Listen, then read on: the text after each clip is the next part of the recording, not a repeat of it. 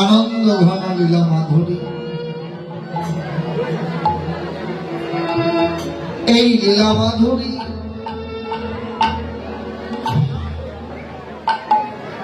স্মরণের কথা ভক্তি শাস্ত্র বারবার উল্লেখ করলেন। শ্রীল নরোত্তম দাস ঠাকুর মহাশয় তিনি তার প্রেম ভক্তি চন্দ্রিকা নামক গ্রন্থে জানালেন, মহাজনের যেই পথ তাতে হব অনুরত, পূর্বাপর করিয়া বিচার, সাধন শরণ লীলা, ইহাতে না করো হেলা, কায় মনে করিও সুসার। কায়মন বাক্যে ভগবানের নাম লীলা, রূপ গুণ স্মরণই হল জীবের ভজন। স্মরণ স্মরণ শব্দের সহজ অর্থ হল ভাবনা। যে যত বেশি ভগবানের নাম লীলা ভাবনা করবে সে তত প্রাণ ভরে ভগবানকে আস্বাদন করতে পারবে। যার ভাবনা যত প্রাণবন্ত হয় ভগবানও তার কাছে ততটাই প্রাণবন্ত হয়ে আস্বাদিত হয়। যার ভাবনা যত গভীরে পৌঁছায় ভগবানকেও সে তত গভীর ভাবে আস্বাদন করতে পারে। আর যার ভাবনা নাই, যার ভাবনার ঘরে শূন্য, তার আস্বাদনের ঘরেও শূন্য। যার ভাবনাই নাই, যার মনে মুখেই ভগবানের নাম নাই, তার জীবনে আবার আস্বাদন বলে কি থাকতে পারে? এই জন্য চরিতামৃতেও বলেছেন, গৃহে বা বনেতে থাকি হা গৌরাঙ্গ বলে ডাকি। স্মরণে তো আর এমন কষ্ট নাই যে বনে গিয়ে জীবন কাটাতে হবে, পাগল হয়ে পথে পথে ঘুরতে হবে, সংসার ছেড়ে পাহাড়ের চূড়ায় কাল কাটাতে হবে। এইরকম কঠিন নিয়ম বিধান স্মরণে নাই। স্মরণটা অত্যন্ত সহজ ভজন। ভগবানের নাম স্মরণ যেখানে যেভাবেই থাকি না কেন অন্তত তার নামটা স্মরণে থাকবে। তার নাম স্মরণ করতে গেলেই তার রূপের কথা স্মরণ হবে, রূপ স্মরণ হলেই তার লীলা আদি স্মরণ আসবে। এভাবেই জীব তাকে স্মরণ করতে করতে এক সময় অন্তরের অন্তরস্থলে তাকে ভালোবেসে ঠাঁই দিয়ে দেবে। আর একবার যদি তার সঙ্গে ভালোবাসার সম্বন্ধ হয়ে যায় তাহলে ভগবানের কৃপায় তার জীবন ধন্যাতি ধন্য হয়ে যায়। এই লীলা স্মরণ জীবের ভজন, একমাত্র অনন্য ভজন।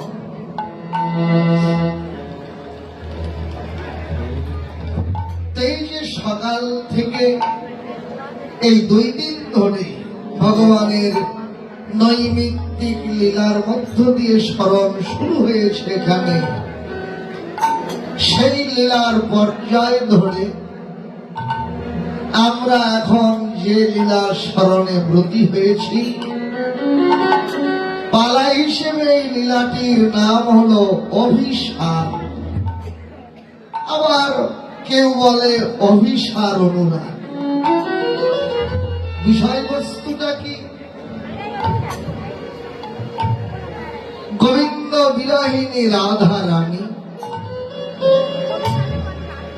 সখীগণের সঙ্গে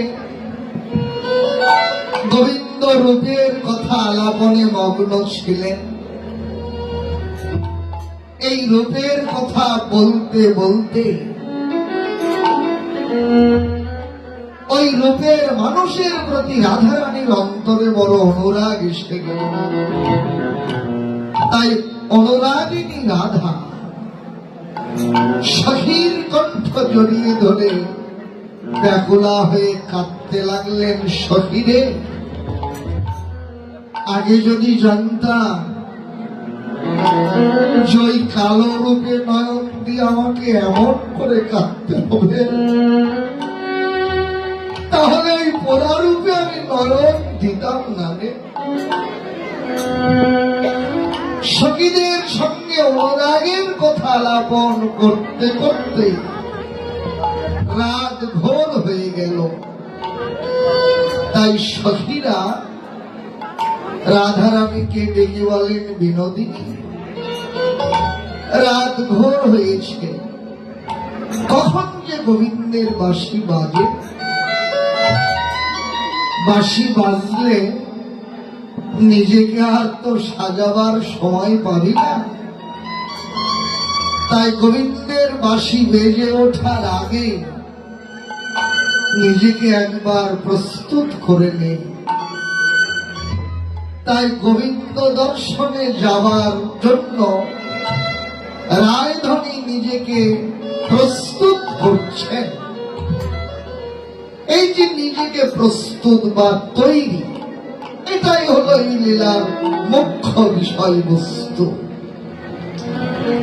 তো শুধুই ভক্তবৃন্দ, শুধু রাধারানী বলে কথা নয়, একদিন সবাইকে সেই কৃষ্ণ চরণ উদ্দেশ্যে ছুটতে হবে। তত্ত্বজ্ঞ জানালেন,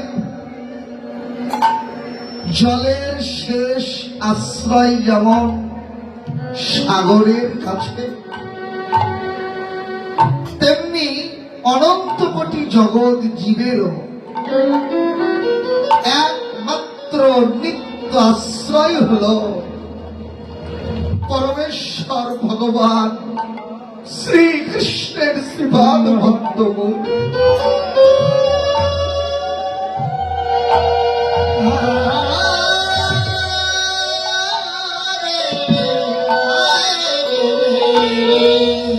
কৃষ্ণ চরণ ভিন্ন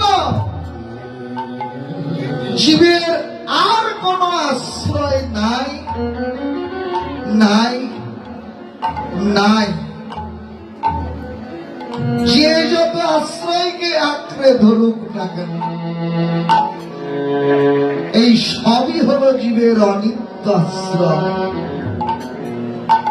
কিন্তু অনিত্য আশ্রয় তো চিরদিন কারো থাকে না। কাল পূর্ণ হওয়ার সঙ্গে সঙ্গে এই অনিত্য আশ্রয় সবাইকে হারাতেই হয়। তো অনিত্য আশ্রয় যে হারায়, শুধু এটাই নিত্য সত্য কথা নয়, এর চেয়েও বড় নিত্য সত্য হলো এই অনিত্য আশ্রয় হারায় জীবকে তার নিত্য আশ্রয়ে ফিরে যেতে হবে। তো নিত্য আশ্রয় কোনটি? সেটাই হলো শ্রীকৃষ্ণের শ্রীপাদ পদ্মমূলে। ফিরতেই হবে জীবকে, এর কোন রকমের অন্যথা হবে না। এক জন্মে না হলে আবার জন্ম নিয়ে আসতে হবে। সেই জন্মেও যদি না হয় আবার জন্ম নিতে হবে। বারবার শুধু এই আসবো যাব আসবো যাব, মায়ার লাঠি খেতে খেতে পাজল ছাজল হবে। ত্রিতাপ জ্বালাই চটচটিত হয়ে তারি তারি করে করে কাল কেটে যাবে, কিন্তু জন্ম সার্থক হবে না। সার্থক জন্ম হবে কখন? চরিতামৃত জানালে নদীর জন্ম সার্থক হয় সেই দিন যেদিন নদী তার উৎপত্তি স্থল থেকে উৎপত্তি হয়ে ছুটতে ছুটতে সাগরের সাথে মিশে যেতে পারে। সেই দিন নদীর জন্ম সার্থক জন্মে পরিণত হয়। ঠিক তেমনি এই মনুষ্য ভজনযোগ্য দেহ, এই যে ভজনযোগ্য জন্ম,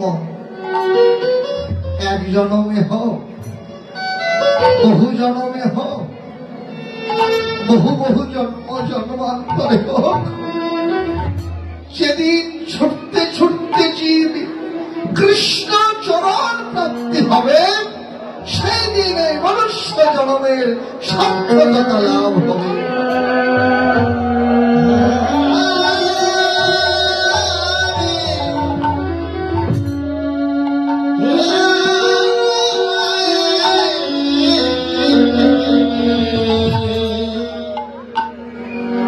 ঋষিকবি রবীন্দ্রনাথের